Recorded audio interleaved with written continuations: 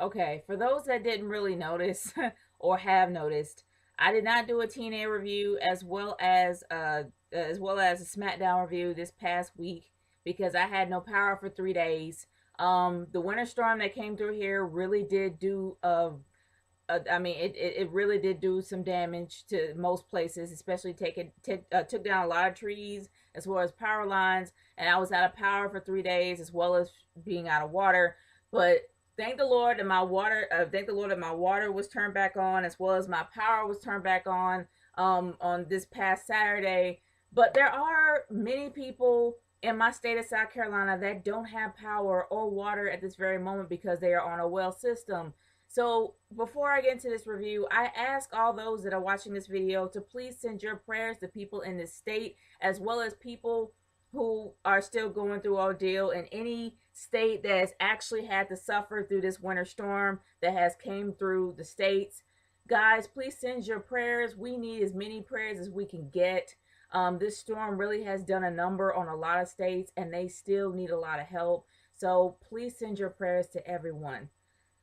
Now, after all that, let's get started with this review.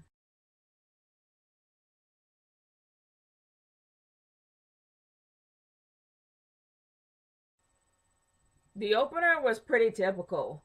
You know, having people come out declaring that they're going to win the Elimination Chamber one by one by one by one. And of course, Kane has to involve himself again to make matches against, well, the people who are actually in the Elimination Chamber. I will admit the fact that they actually are doing something with the pay per view, since I really don't feel there has been a lot of hype for most of the matches. And then they kind of added a few matches in there as well as the kickoff. And the one thing I have noticed is they really haven't done much with Cody Rhodes and Goldust.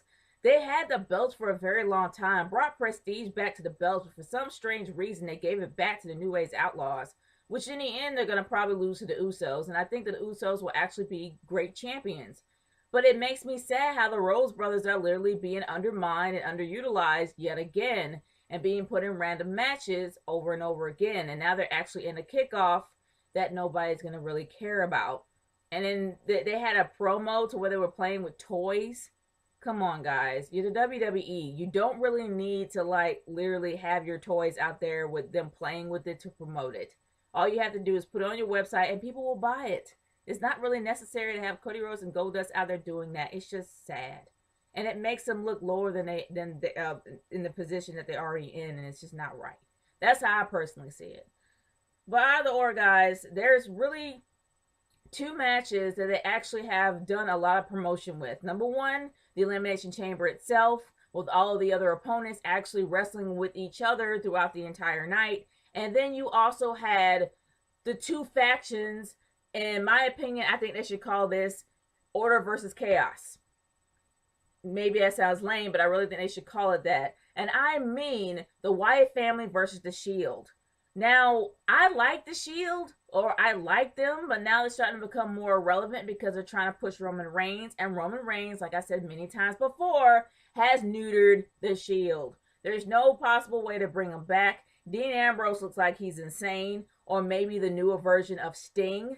But honestly, it's making Dean Ambrose look weak. It is making Roman Reigns look really, really strong, and it's doing absolutely nothing for Seth Rollins. I don't like the way that they're pushing Roman Reigns. Not the fact that I don't want Roman Reigns to be pushed. I just think that he should be pushed in a better way. I mean, that's how I personally see it. But honestly, it's just to the point where I really don't know what they're going to be doing with Roman Reigns or Seth Rollins after all this. I have no idea. But I don't think it's going to go well. I think that one person is going to be pushed and the other people are going to be pushed aside. But besides all that, it's really good to have the Wyatts being pushed as much as they are as the psychotic faction, because we really I think they're possibly the first true psychotic factions in a while. I could be wrong. For those that actually know another psychotic faction that's been in WWE, and I don't really think it's the Brood. The Brood had the whole vampire thing going. Leave a comment in the comment section below. I want to hear whether or not you guys know about another psychotic faction, but they're the only ones that worked.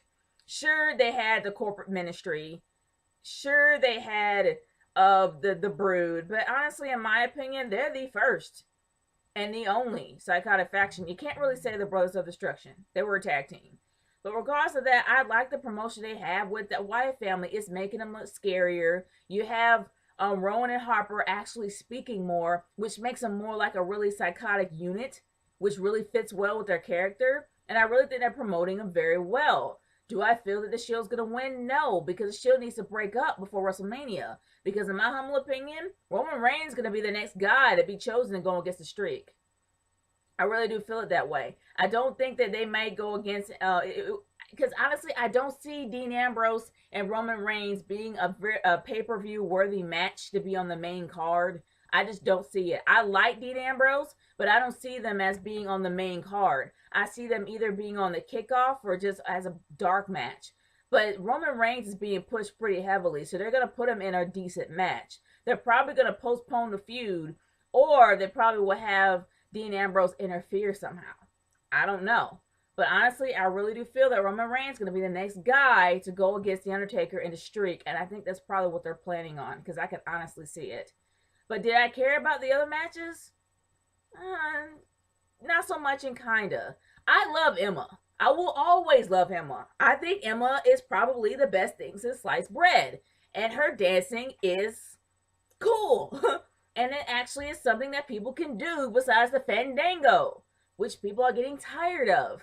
But it just makes me sad how Santino Marella is completely being squashed night after night after night after night by Fandango. But now they're starting some ridiculous love story between him and Emma. Well, him liking Emma, and it's just gonna be weird. I honestly think that's something they should have backed off on, or at least waited until Emma got a little bit more popular. Because I'm not sure if Emma's a heel. I think she's a heel, but I actually like what she did with Summer Rae.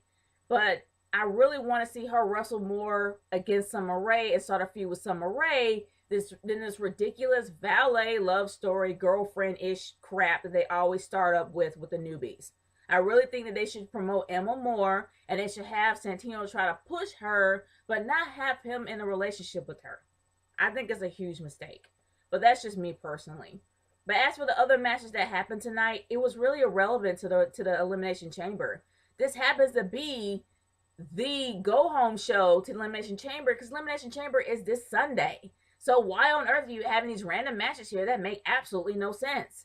But that's just me personally. But guys, my overall thoughts is this. He did a really good job promoting the Elimination Chamber match itself, as well as the kickoff match. And I think they did add a match in there with, not Antonio Cesaro, but they actually added a match with the Intercontinental Champion. And I think it's against Jack Swagger. So Biggie Langston against Jack Swagger. I think that's going to actually be Elimination Chamber. And they promoted that match as well. They did a good job pumping up the pay-per-view in a kind of sort of mediocre way. But they actually did talk about it, so I'm not going to hate on it. But as for the other irrelevant matches, that's just something that should have waited until after the pay-per-view was done. But guys, I want to hear your personal thoughts. What are your thoughts on Monday Night Raw, and what would you do to actually change it if it sucked so hard? I want to hear your thoughts. Leave a comment in the comment section below. And before I forget, yeah, I actually heard some CM Punk chants, and I have my own personal views on that, and I'm probably going to do a video on that. So stay tuned to that. This is Nature Girl 30 signing off. Peace out.